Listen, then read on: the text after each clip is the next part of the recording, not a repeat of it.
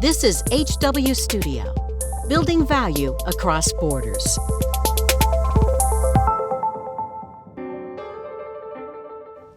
Olá, seja muito bem-vindo. Nós estamos no HW Studio e hoje a participação especial de Guilherme Caran. Guilherme Caran, que trabalha aqui na Raymond Woodward e também é jornalista, né? Exatamente. Muito obrigado pelo convite, Fernando. Colega de profissão. Exatamente. Jornalista e graduado em gastronomia aqui nos Estados Unidos. Pois então, era sobre isso que eu gostaria de conversar um pouco com você. A gente tá perto da hora do almoço aqui, tô sentindo um cheirinho gostoso. Comida e pratos é uma coisa que não pode faltar, né, Guilherme? Não, exatamente. É um grande prazer que eu tenho na minha vida é a gastronomia. É comer bem, é cozinhar bem, né? Eu sempre falo que a melhor forma de você demonstrar o amor para uma pessoa é cozinhando para ela. Isso é romântico, hein? Os nossos e-mails aqui vão começar a chegar loves in the air. Ô, Guilherme, eu tenho uma informação aqui do Le Cordon Bleu, que já está há 1 ano no Brasil, no Rio de Janeiro, e agora oficialmente, nesse mês aqui, houve então a inauguração oficial, que é, na verdade, uma das principais escolas de gastronomia, né, a qual eu tenho conhecimento. Eu não sou um expert no assunto e você vai conseguir me dizer isso. E eles estão comemorando, além da abertura oficial, a formação de pessoas carentes, que não têm condições financeiras de fazer um curso de gastronomia, enfim, através de bolsas de estudos. Isso é muito bacana, não é? Muito legal, uma oportunidade para as pessoas que nunca tiveram oportunidade, que não têm muitos caminhos na vida, né? Aprenderem uma técnica que é extremamente ensinável, duplicável. Você não precisa ter grandes talentos, mas sim muita força de vontade, para ter um caminho na vida, um caminho digno, né? Cozinhar para outras pessoas, aprender mais sobre gastronomia. E a Cordon Bleu é uma escola excelente. Eu me formei na Cordon Bleu aqui em Miami. Ela é a primeira escola de gastronomia da história, uma escola francesa, mais tradicional, e foi a primeira escola do mundo a ensinar gastronomia para as pessoas, né? Para quem não sabe, os franceses, eles criaram a gastronomia. Muitos dizem que os italianos a aperfeiçoaram. Pois então, a briga, hein? É uma briga grande. A sua descendência vem da Itália, não é? Minha descendência é italiana. Você vai arrumar confusão na tua casa, hein? Mas eu gosto, a minha gastronomia favorita é a francesa. A grande crítica dessa escola no Brasil é justamente como pode uma escola de um porte tão grande, de uma gastronomia tão elevada, estar no Brasil ou de um país onde as pessoas passam fome.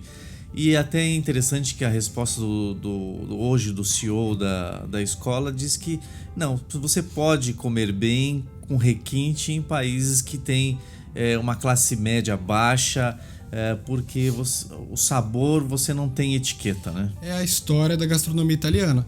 A gastronomia italiana ela foi criada na escassez das guerras. Então, se você for ver os ingredientes utilizados na gastronomia italiana, são ingredientes baratos, né? Farinha, tomate, ovos. Então, é uma gastronomia extremamente criativa, que ela foi criada, moldada na escassez, principalmente na escassez das guerras, ao contrário da gastronomia francesa, que é uma gastronomia muito mais requintada.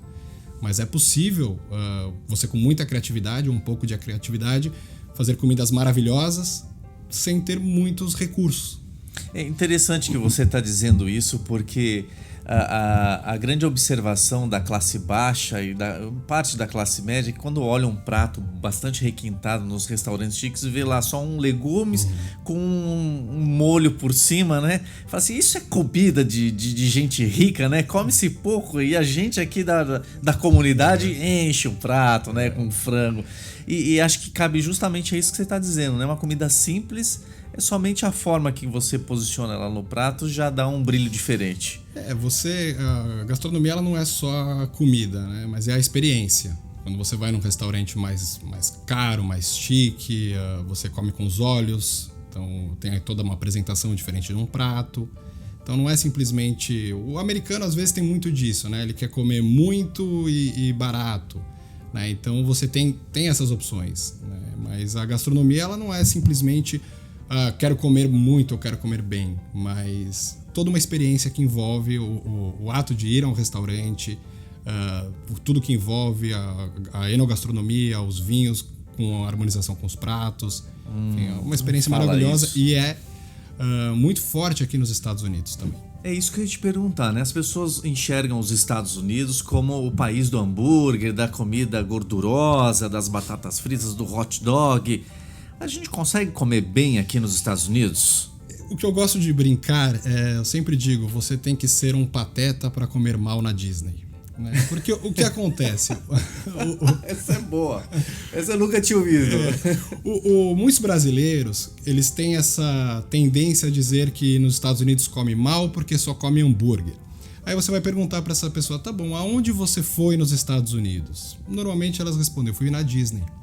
Nos parques. Nos parques. Eu sou fanático pelos parques, eu amo a Disney, eu amo o Mickey, tudo que envolve a Disney eu gosto, né? Para mim é um símbolo do capitalismo, né? Aquela história que o Walt Disney tanto falava, se você pode imaginar, você pode alcançar. Isso fantasia, né? O sonho, isso é lindo. Mas os Estados Unidos não é só a Disney. E as pessoas tendem a dizer, eu fui na Disney, eu comi só hambúrguer. Obviamente ela comeu hambúrguer. Ela ficou 3 horas na fila do Space Mountain, comeu um hambúrguer na pressa, porque senão não ia dar tempo dela fazer as outras 17 atrações que tem no parque. Então ela pegou um hambúrguer, porque a opção dela era um hambúrguer, uma pizza, um sanduíche de frango grelhado ou uma salada Caesar. E uma comida baratinha, né? Uma comida baratinha. Então ela acaba tendo essa impressão de que nos Estados Unidos só se come hambúrguer. O que não é a grande verdade.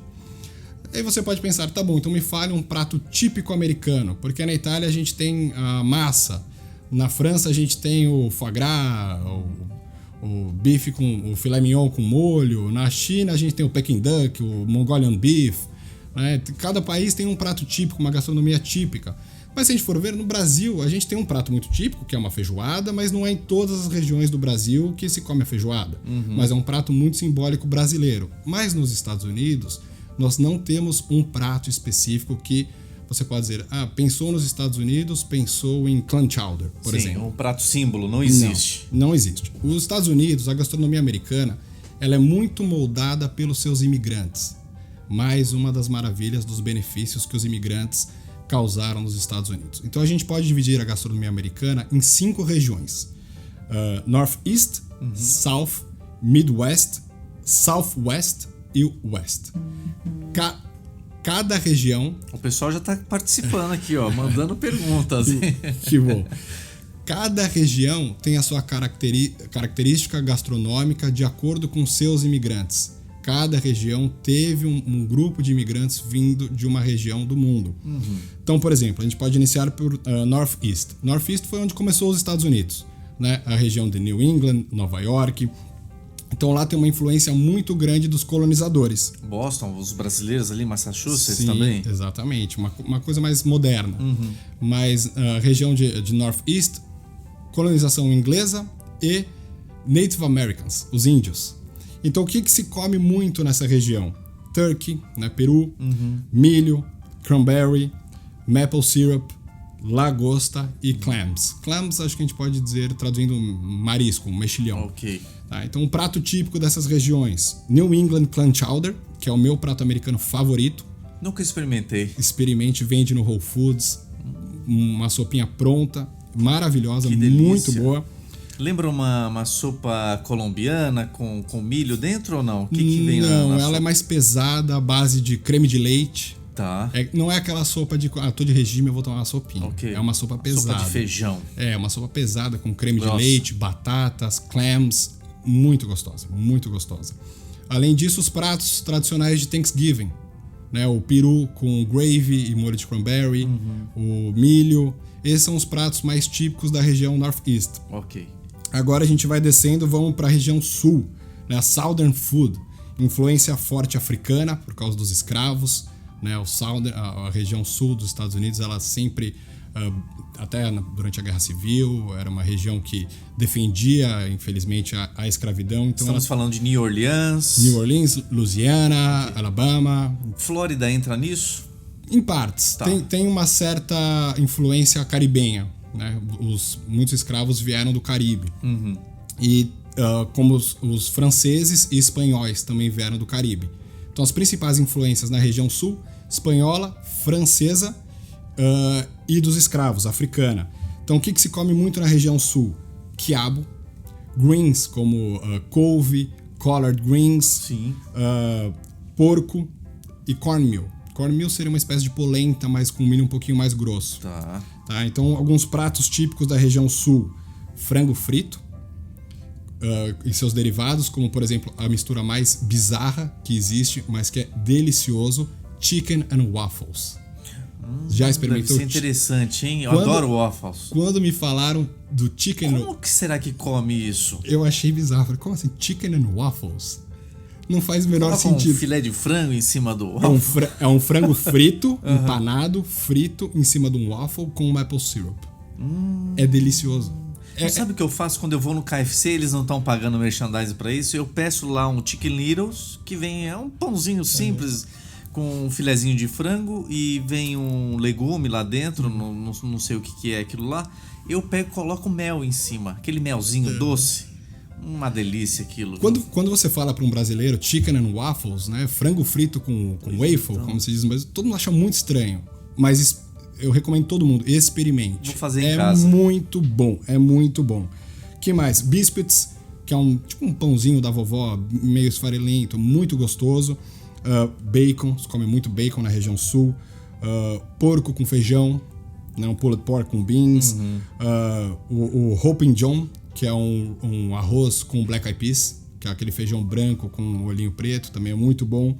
Shrimp and grits é um outro prato extremamente tradicional da região sul, que é maravilhoso, que seria um camarão frito com uma polenta. Vai tentar. O shrimp and grits, com um molhinho de tomate. Essas são comidas que você come em toda a região sul. Ok.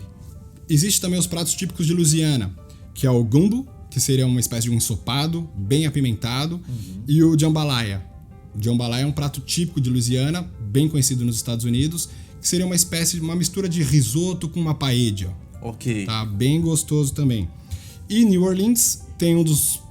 mais uma vez, parece que todos os meus pratos são favoritos, mas eu gosto muito do shrimp po' boy. Esse eu não conheço. Shrimp po' boy é um prato bem típico de New Orleans, que é um sanduíche de camarão empanado. Olha que interessante. E o que significa po' boy? Po' boy significa poor boy. É um sanduíche de camarão que era feito para os meninos pobres de New Orleans. Olha que interessante. Então eles pegavam os camarões mais feios, que não dava para revender, empanavam e vendiam num sanduíche.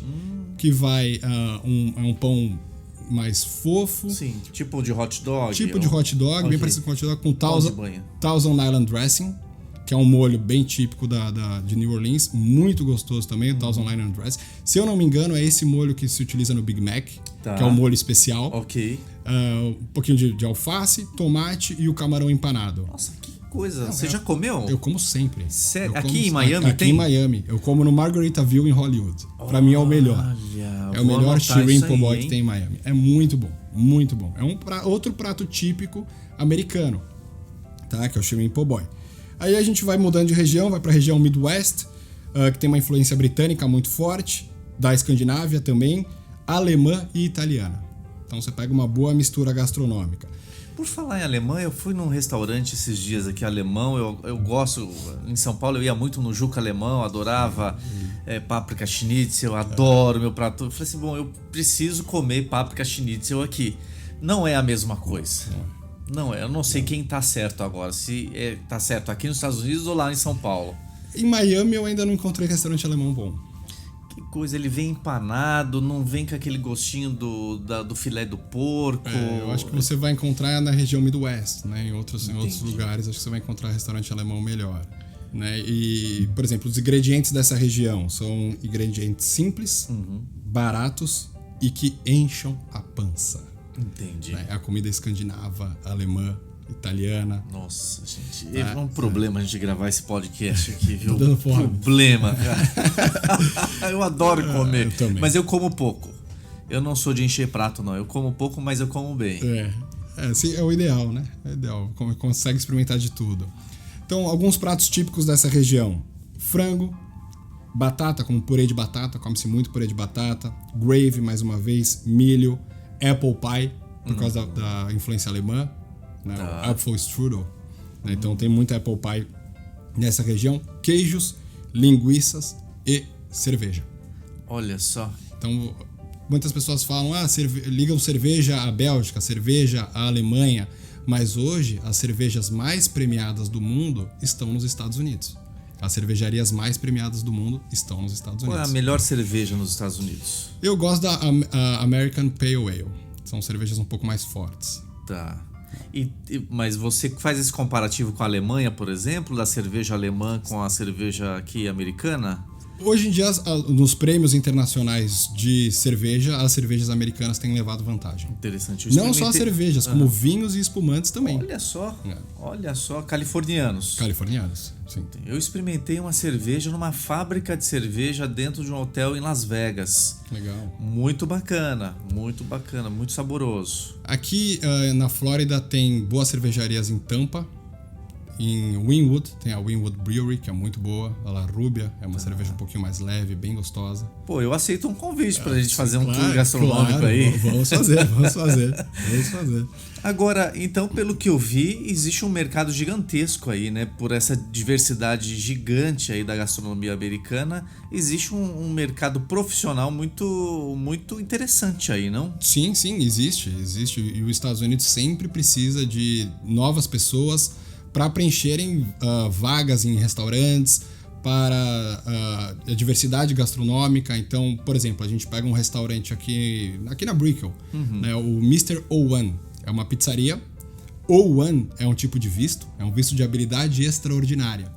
O chefe colocou o nome da pizzaria dele de Mr. O1 porque ele conseguiu imigrar para os Estados Unidos através do visto O1, de habilidade extraordinária em fazer pizza. E a pizza é boa mesmo, de verdade? É muito boa. De tantos prêmios que ele recebeu na Itália pela pizza dele, pelas técnicas dele, ele conseguiu o visto de habilidades extraordinárias em fazer pizza. O funcionário do governo americano que foi aprovar o visto dele teve que provar a pizza dele antes, com certeza. Né? Eu acho que ele pediu, depois ele deve ter ido lá falando, deixa eu experimentar essa pizza aqui. E a massa é gostosa? É fininha, é napolitana, massa fininha. É porque é difícil comer pizza aqui, não? Pizza Hut e outras pizzas aí, eu vou te falar um negócio. Chega uma hora que cansa, né? Não. Assim, como em São Paulo, você não encontra a pizza aqui. É melhor, essa pizza que você me falou, é melhor que a da Anthony's? É diferente. É diferente. A do Anthony's é uma pizza mais tradicional americana, mais parecida com a brasileira, né? Uma pizza maior, uma massa mais grossa. A Mr. O1 ela é uma pizza bem napolitana. Pequena, individual, massa fina. Aquela que é mais difícil você comer com a mão. Se você pega com a mão, ela dobra. Ok. Ela não é aquele New York style pizza. Tá, mas é muito boa. E você acha que o brasileiro que quer vir aos Estados Unidos, que trabalha com gastronomia no Brasil, ele consegue se encaixar no mercado com tranquilidade e consegue a aprovação do visto assim com mais tranquilidade? Depende do histórico profissional dele, né? Se ele tem uma formação acadêmica, se ele tem um histórico profissional de entre 5 a 10 anos, se ele tem alguma premiação, boas cartas de recomendação, aí ele pode vir a ter um caminho. Mas mercado de trabalho tem. Tem, né? Mercado de trabalho muito aquecido, principalmente em restaurantes, aqui é muito rotativo. É difícil você encontrar muitas pessoas fazendo carreira em restaurante. Então elas estão sempre mudando de restaurante, às vezes é temporário, ela está trabalhando num restaurante para ir para um outro negócio posteriormente, então é muito rotativo. Carreira em restaurantes aqui nos Estados Unidos. É um bom negócio abrir restaurante aqui nos Estados Unidos? É bom negócio empreender nos Estados Unidos. Sim. Mas você tem que ter um bom conhecimento. Tem que entender do negócio. Entender do mercado. Então, do mercado local, né? Do mercado local. A gente tem muito aventureiro aqui, muitos brasileiros que abrem restaurantes aqui porque eles têm restaurante de sucesso no Brasil. E eles abrem no mesmo formato que eles tinham no Brasil. Aí não funciona. Não funciona. Então, quem quiser dicas para como chegar nos Estados Unidos de maneira legal dentro da gastronomia e também abrir o seu business plan, ter dicas, pode te consultar, não é mesmo? Sim, e dos advogados da Riemann Woodward, a parte de planejamento tributário, tudo isso é muito importante antes de você fazer um movimento de expandir o seu restaurante do Brasil para os Estados Unidos. Não é simplesmente eu tenho uma marca de sucesso, uma boa comida no Brasil, que as pessoas gostam, que eu vou fazer igual aqui, que vai dar certo. A gente tem vários exemplos que não deram certo. Para dar certo. E bons exemplos que deram certo também, tá? Mas tem que estudar. Tem que fazer a lição de casa. Tem que fazer a lição de casa. Muito bem. Guilherme, muito obrigado pela tua participação. Eu vou deixar o e-mail aqui para o nosso ouvinte, caso ele queira tirar suas dúvidas, perguntar sobre essa nossa entrevista. É o hwstudio@hw.lo. Então, repetindo, pega o seu papel e caneta aí, anota hwstudio@hw.lo. Muito obrigado, Guilherme. Imagina, obrigado eu pelo convite. E olha, e vamos jantar, hein? Com certeza. Um abraço. Thanks for listening. This is HW Studio, building value across borders.